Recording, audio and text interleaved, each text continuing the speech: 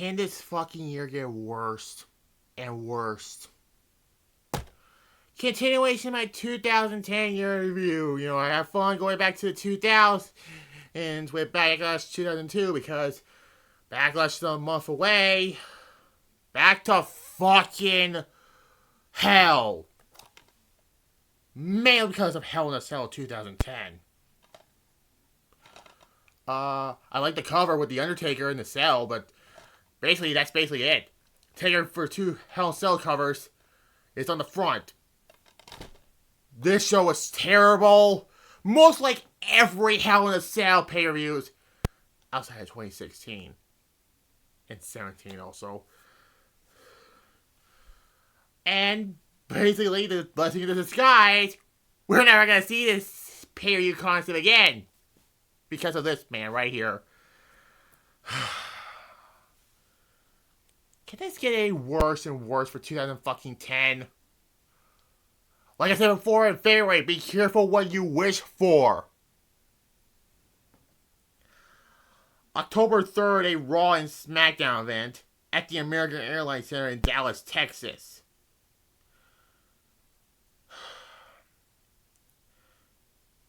Yeah. This pay-per-view sucked. Like I said, 2010 was a terrible fucking year, and sooner or later I will do the worst years in WWE. Just WWE, basically. This year, 2010, 2007, 2019. Basically, yeah, we'll get to those probably sooner or later. Anyways, let's talk about this fucking pay-per-view.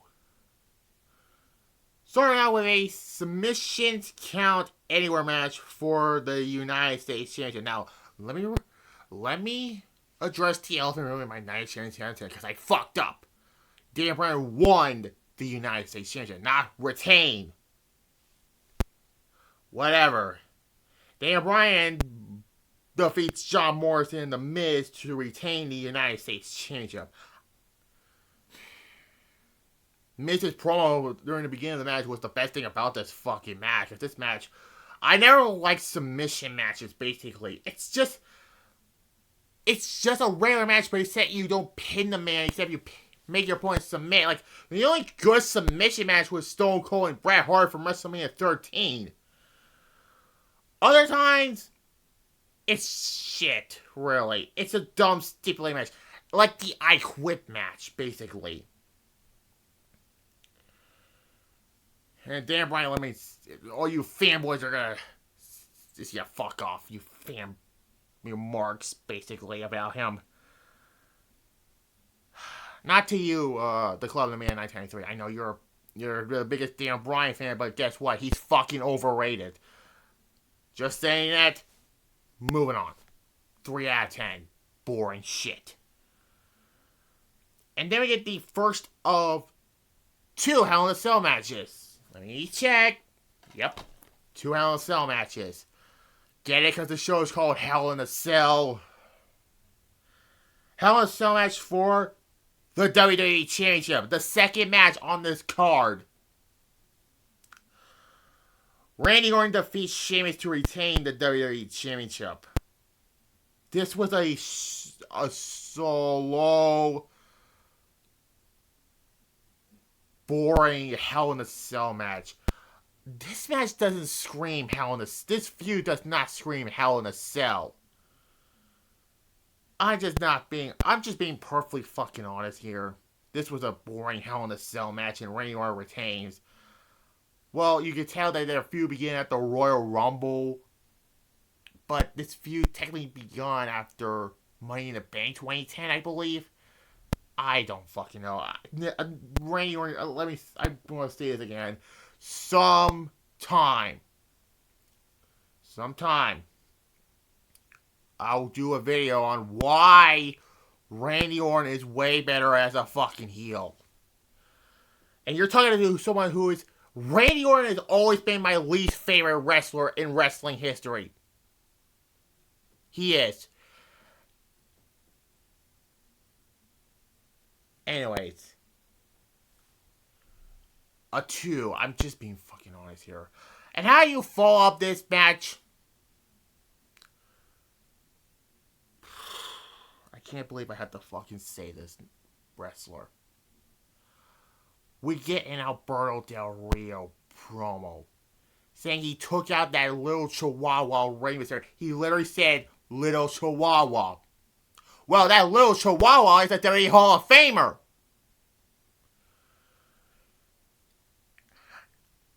And then, at least Edge came out to save this fucking segment. And this was during the anonymous Raw General Manager phase. Because the Raw before this, Edge lost a match to John Cena. And he beat the shit out of that laptop. And also that computer talks. Saying you have the crazy eyes. And then Jack Swagger comes out because he's mad at Edge because he beat up his mascot, the Bald Eagle. Oh wait, that's not Adam Pearce. That's a Chavo Guerrero that was in a Soaring Eagle outfit. No wonder why Chavo Guerrero left WWE in 2011. We'll get to sooner or later. I will do the 2011 reviews.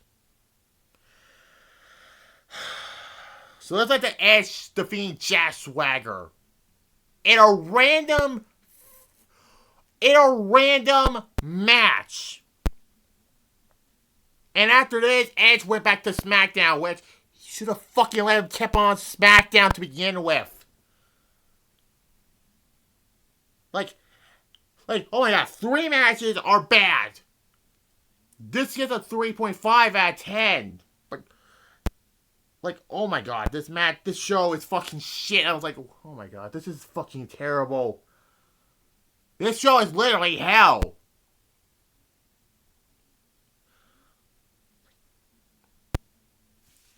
And then we get this is stipulated match.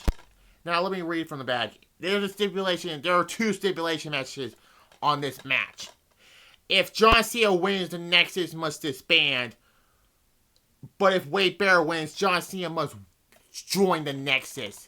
So, this should have been a Hell in a Cell match.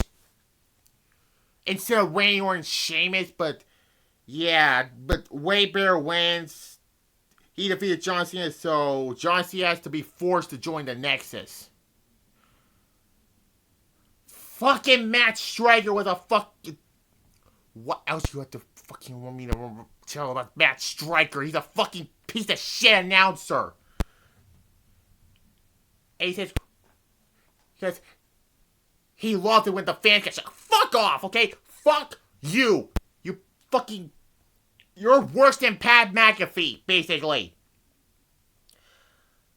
This was the best match on the show, but... way too much interferences from the Nexus of people who were not booked on the show, especially the Big Show, and led to 2 unknown guys. It's basically Michael McGill, aka Curtis Axel, and Bray Husky Harris, aka Bray Wyatt, helping Wade Barrett out, and yeah. I'm just giving this a 6.5 because of how many interferences. It's the best match on the show, but that's not saying a whole lot. It was an okay match, but let's get on to it. Yeah, that's led to the whole storyline where John Cena gets fired at Survivor Series, which, side note, it was a storyline, basically.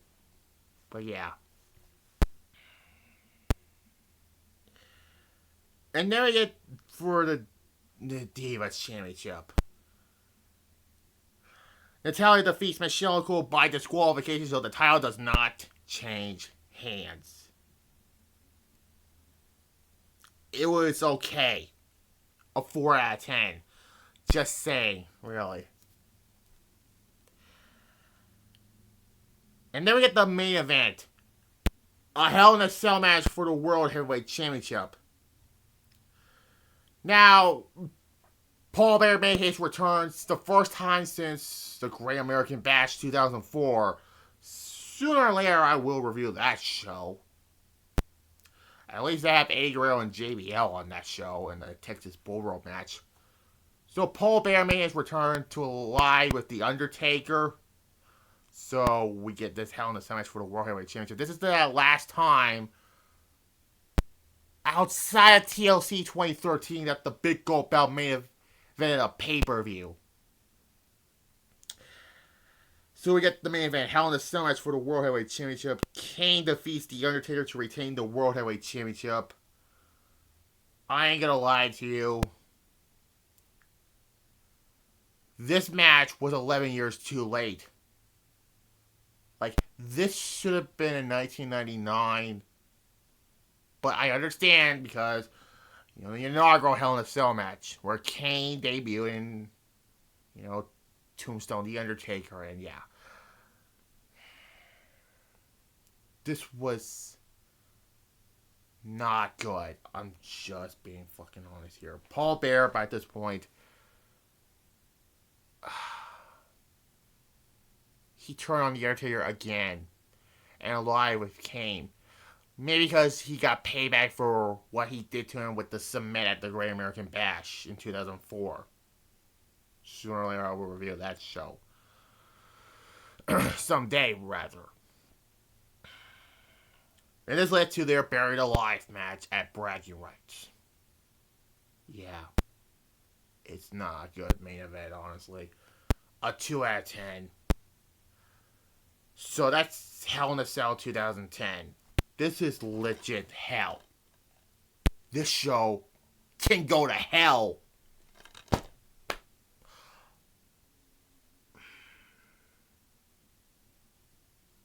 There's only nothing to talk about, really. I give this a 2 out of 10. A 2 out of 10.